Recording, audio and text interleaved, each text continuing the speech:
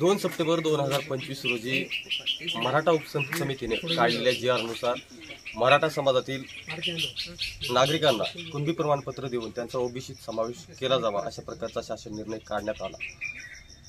त्यानंतर राज्याचे प्रमुख मुख्यमंत्री देवेंद्र फडणवीस हे प्रसार माध्यमांशी बोलताना सांगत आहेत की सरसकट आरक्षण नाही तर ज्यांचे कुणबी प्रमाणपत्र आहेत किंवा कुणबी नोंदी आहेत अशाच मराठा समाजातील व्यक्तींना या कुणबी प्रमाणपत्राचा लाभ होणार आहे। या GR निघाल्यानंतर आणि महाराष्ट्र राज्याच्या मुख्यमंत्र्यांच्या अशा स्टेटमेंट नंतर मराठा समाजातील तरुण हे संभ्रम अवस्थेत गेलेले आहेत आणि एका नैराश्याच्या छायेखालून ते वावरत आहेत। यातूनच काही मराठा बांधव हे आत्महत्या करत आहेत। मी आज लातूर जिल्ह्यातील खंडाळी या गावामध्ये आणि या गावामध्ये अभिजित साळुंके या तरुण मुलाने स्वतःच्या राहत्या घरी गळफास घेऊन आत्महत्या केल्याची घटना घडलेली आहे। अभिजित हा सुशिक्षित बेरोजगार तरुण असून मराठा समाजाच्या आरक्षण लढ्यामध्ये तो हिरिरीने सहभागी होता।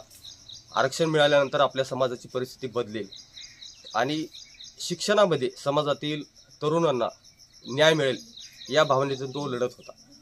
परंतु खंडाळी या गावामध्ये एकही कुणबी नोंद न मिळाल्यामुळे नैराश्याच्या छायेमध्ये जाऊन अभिजितने स्वतःचे जीवन संपवले। या गावातील नागरिकांशी आपण याबाबत चर्चा करणार आहोत।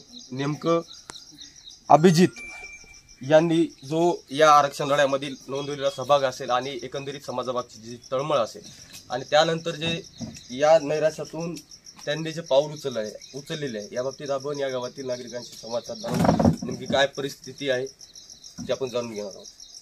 आपलं स्वागत आहे। काय सांगणार आहेत ही जी घटना घडलेली आहे आपल्या गावामध्ये या घटनेला जबाबदार कोण आहे? या घटनेला पूर्णपणे शासन जबाबदार आहे। अभिजितला घरची परिस्थिती एक साधारण परिस्थिती होती। त्याला 1-1.5 एकर जमीन आहे। त्या शेतीत काय सध्या आता पावसानं सगळं हे केल्यामुळे त्याच्याकडे काय म्हणजे शेतीत काय उगवतच नाही असं त्याचं म्हणणं होतं की शेतात काय परवडणार काय नाही। त्याला दुसरा भाऊ आहे, 2 मुली आहेत।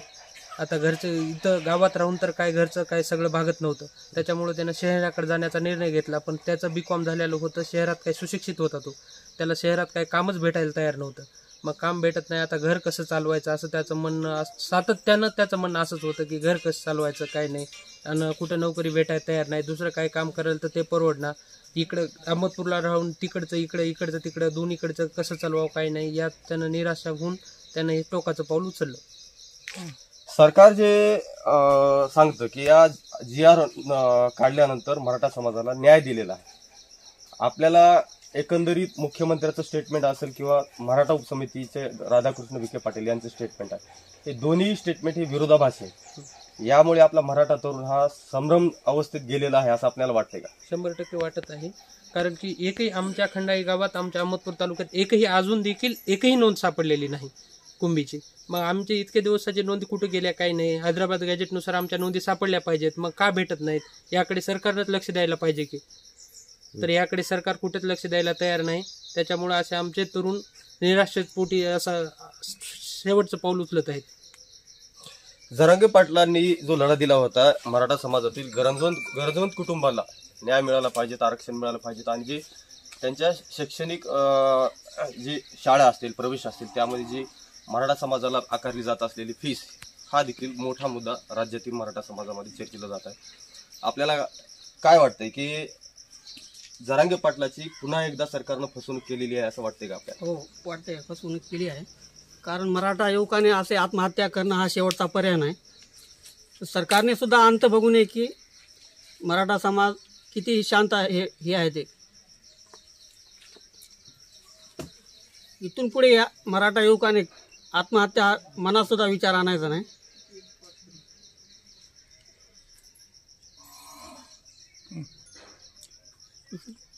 तर ह्या भावना आहेत, भावनिक झालेला समाज आहे आणि यामध्ये मराठा समाजाला जर आरक्षण द्यायचंच असेल तर हे या मुद्द्याला घेऊन आरक्षणाच्या मुद्द्याला घेऊन या राज्यामध्ये राजकारण करणं ही शर्मेची बाब आहे। कारण मराठा समाजातील 70% समाज हा अल्पभूधारक झालेला आहे। शेतीवर अवलंबून असलेला समाज हा स्वतःची शैक्षणिक प्रगती करू पाहत आहे, परंतु असे अडथळे आल्यामुळे काही तरुण नरशेच्या छायेमध्ये जाऊन स्वतःचे जीवन संपवतात. यावर सरकारने योग्य तो तोडगा काढला पाहिजे आणि या मुद्द्याचं राजकारण न करता या समाजाला न्याय दिला पाहिजे. एवढंच या तरुणांच्या एकंदरीत भावनेतून आणि बोलण्यातून आपल्याला समजत आहे. लोकशाही भारतसाठी मी संतोष रेड्डी, अहमदपूर, लातूर. तर ते अंतरवाली सराटीचा मोर्चा असो किंवा मुंबईचा मोर्चा असो, तो त्या सकल मराठा समाजासाठी स्वतः तो बी होता, त्याच्या मोर्चाला सहभागी होत होता. सरकारनं हा निर्णय देऊन ज्या तालुका खंडाळी गावामध्ये एकही कुणबी नोंद सापडत नाही, या निराशपोटी त्याने शेवटचा टोक उचलला आणि शासनाचे जे सवलती आहेत त्या त्याला उपलब्ध झाल्या आहेत म्हणून रोजी रोजगारासाठी बाहेर शहरामध्ये राहून काम करत होता. एकंदरीत कुटुंबामध्ये शेती वगैरे काही कर्ज वगैरे काय आहे? कर्ज आहे, बँक ऑफ महाराष्ट्राचा आहे, एकर भर. त्यानं अहमदपूरला राहत होता व्यवसाय करण्यासाठी, म्हणजे आपले पोट भागवण्यासाठी. आणि समजा अंतरवाली राहू द्या किंवा मुंबईला राहू द्या, त्यानं मोर्चामध्ये सतत धडपड करत होता आणि सतत जात होता. आता हे 4-5 दिवस झालं किंवा हे 15 दिवस झालं, जसं सरकारने GR काढले तसं गावामध्ये एक पण कुणबी नोंद सापडली नाही. त्याबद्दल त्यानं निराश होऊन समजा शेवटचा स्टॉक उचलला. मला कसं व्हावं, आता माझ्या 2 लेकर आहेत, मला काम भेटणार, कुठे जॉब भेटणार, कुठे जॉब बघायला गेलं तर आम्हाला पैसे भरणं होणार, आमची परिस्थिती नाजूक आहे. नंतर आम्हाला बसायला घर पण नाही, परत आणखीन शेती पण नाही, शेती 1-2 एकर आहे फक्त. त्यासाठी त्यानं समजा हे टोकाचं पाऊल उचललं. आता हे माझ्या लेकरा बाळाचं कसं होईल काय नाही, म्हणून त्यानं टोकाचं पाऊल उचललं. त्यानं आरक्षणासाठी जात होतं, मुंबई पुण्याला जात होतं, त्याला भेटलं नाही काही. 2 लेकर आहेत तर त्याचं कसं होईल म्हणून त्यानं असं केलं. का